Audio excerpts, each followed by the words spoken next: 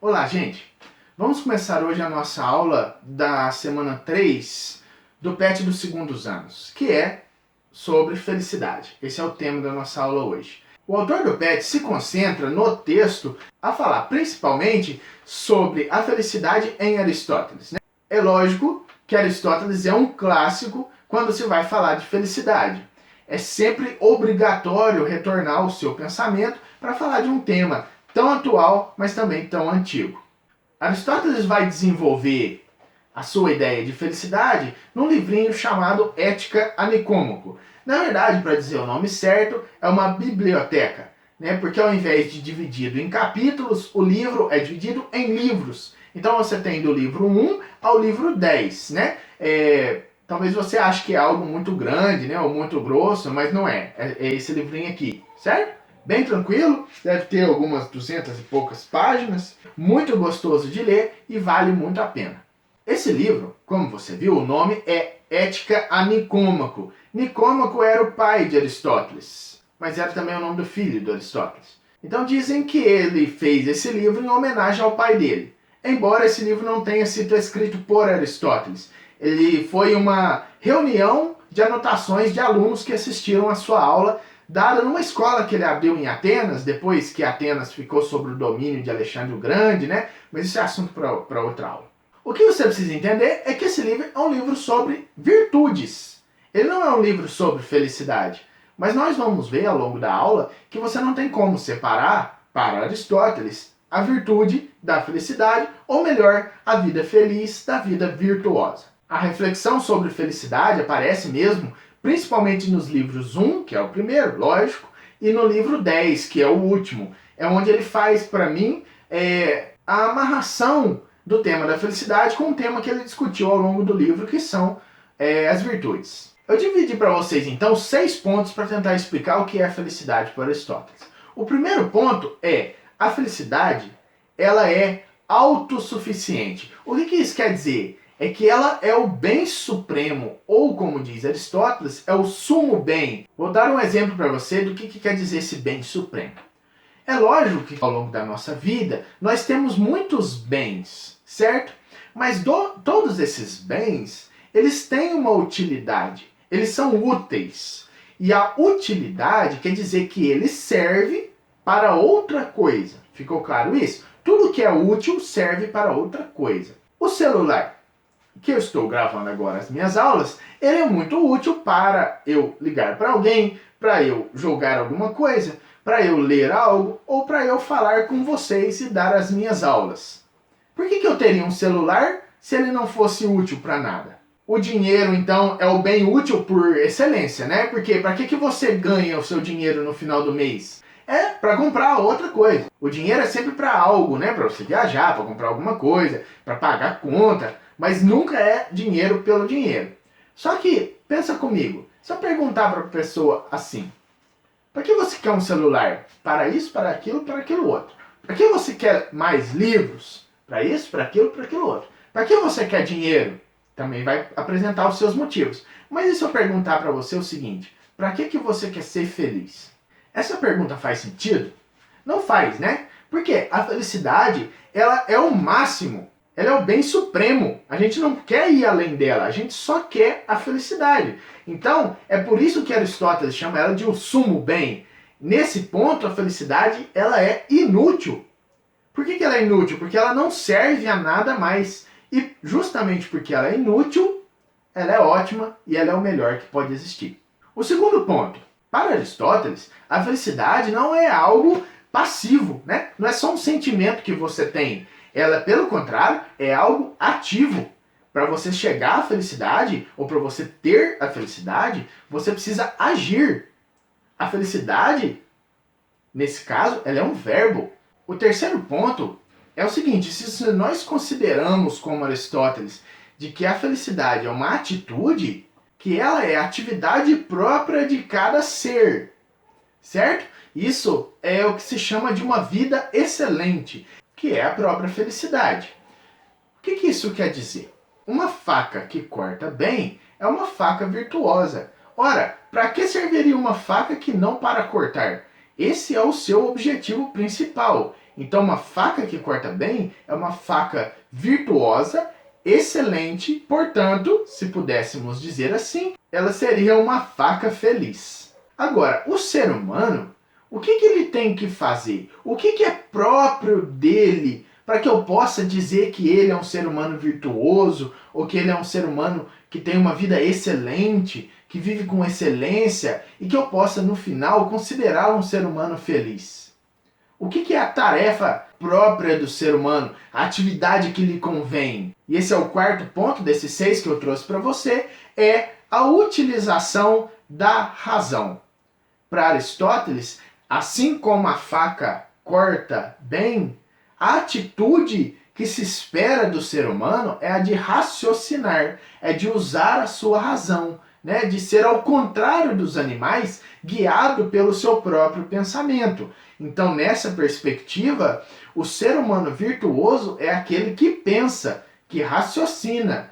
A vida de excelência é a vida voltada para o raciocínio. Então, como é que um homem pode ser feliz? Através da sua razão. Tem uma série de pessoas aí na internet, pessoas até muito famosas, professores, que eu quero dizer, que gostam de usar essa ideia de Aristóteles, da felicidade, de que você deve procurar a eudaimonia, que é a palavra grega para felicidade, que você deve procurar o seu lugar natural no mundo, esquecendo de 2 coisas importantes, que são os próximos 2 pontos que eu vou colocar aí para vocês, sobre o que Aristóteles diz sobre o lugar da razão, da vida virtuosa e da vida excelente dentro da busca da felicidade. Então vamos ao 5º ponto. A felicidade humana, ela está numa atividade, a gente já viu, a felicidade é uma atividade, e essa atividade é qual? É ser ferreiro, né? Construir espada? Não. É ser professor? Não. É ser cozinheiro? Não. É ter atividade contemplativa. Certo? Então a atividade que faz do ser humano ter uma vida excelente é a atividade de contemplação, de uso do raciocínio e da inteligência. Isso nos leva ao 6º ponto, que é o filósofo, que é o que faz a vida contemplativa, é o homem mais feliz que poderia existir.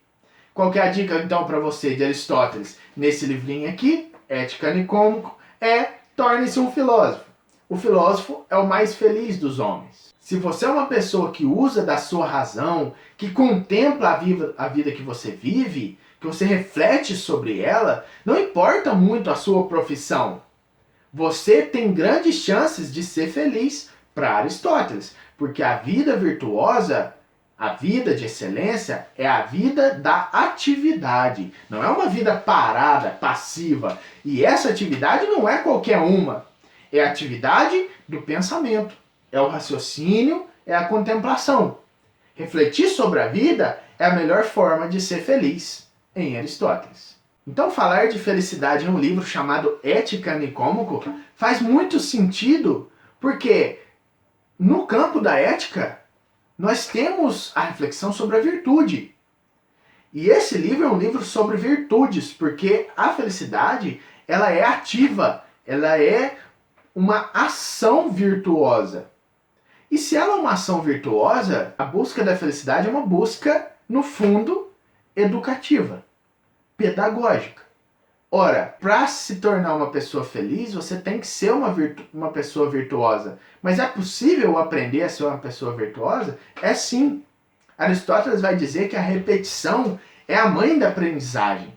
Então, para te dar um exemplo, como é que você se torna um estudante virtuoso? É tendo a prática do estudo sempre. Você não nasceu virtuoso. A virtude é uma busca constante pela excelência da vida. Então, um estudante virtuoso é porque estuda muito. E ao estudar muito, ele acaba adquirindo aquele hábito. E nós sabemos que em grego a palavra ethos, da onde vem ética, quer dizer costume, né? Hábito, costume. A virtude é uma atividade costumeira com vistas a melhorar sempre, com vistas à vida excelente e a gente pode dizer com vistas à felicidade. A felicidade tem a ver com uma vida virtuosa, com uma vida ativa, uma vida ativa de contemplação, de uso da sua inteligência. Para Aristóteles, o filósofo é o homem mais feliz que pode existir, porque ele se dedica exclusivamente a refletir sobre a própria vida. Vamos agora às atividades. A pergunta número 1 é uma pergunta muito estranha. A atividade número 1 diz o seguinte: o que significa ser feliz? Explique.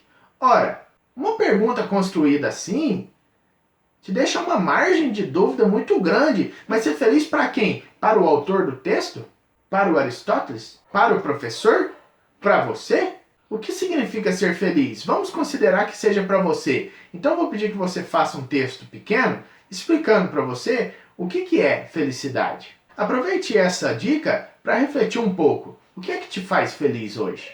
Atividade número 2 tem uma frase de um autor muito conhecido pelo Pequeno Príncipe, né? O Saint-Exupéry. Ele não escreveu só isso, ele escreveu vários outros livros que ninguém conhece, mas ele diz uma frase muito famosa nesse livro aí. O homem é só um laço de relações. Apenas as relações contam para os homens. O Pet está te perguntando, como essa frase pode ser interpretada na busca pela felicidade? Parece que ele está querendo dizer que você não pode ser feliz fora das suas relações, tanto interpessoais, mas como com o mundo. É impossível buscar a felicidade sozinho. Já dizia um grande clássico da nossa bossa nova, né? É impossível ser feliz sozinho. É lógico, é porque você nunca está sozinho. Isso não é nenhuma genialidade. Você sempre está em relação ou com os outros ou com o mundo. Então, na busca pela felicidade, necessariamente você deve considerar as relações que você mantém com as outras pessoas e com o mundo. De que modo as suas relações hoje estão contribuindo ou deixando de contribuir para a sua felicidade? Pensa um pouquinho aí. Atividade número 3, você não precisa fazer. E por quê? Porque o autor está pedindo para você olhar ao seu redor de todas as coisas que você possui e tentar extrair dessas coisas quais são as de fato úteis para a sua vida. Mas o que acontece? Eu falei para você nessa aula que a felicidade é inútil. Então você não pode medir a felicidade maior ou menor que você tem através da utilidade das coisas que você tem. Eu não entendi. Acho que vai te confundir. Se você não quiser fazer, não precisa. A quarta questão é bastante interessante porque ela resvala em uma questão apresentada pelo Aristóteles no livro 1 do livro Ética Nicômaco, que é onde ele discute sobre a felicidade. E essa relação que você tem que fazer nessa atividade é a relação entre riqueza e felicidade. Em épocas de consumismo, como é a nossa hoje em dia, será que nós estamos mais felizes ou menos felizes? Será que ter mais coisas é sinônimo de mais felicidade? É isso que o autor do Pet está pedindo para você fazer. Você refletir sobre essa ideia entre riqueza ou consumismo, ou em adquirir bens, e a sua felicidade. Reflita sobre isso aí e faça um pequeno parágrafo, tá bom? Umas 5 ou 6 linhas sobre o que você pensou a respeito. Então é isso, pessoal. Espero que vocês tenham gostado. Se você quiser que eu esclareça algum ponto que você não entendeu, deixe nos comentários ou pergunte durante as nossas aulas. Leia o texto, veja essa aula de novo e faça as atividades. Um abraço e até a nossa próxima aula.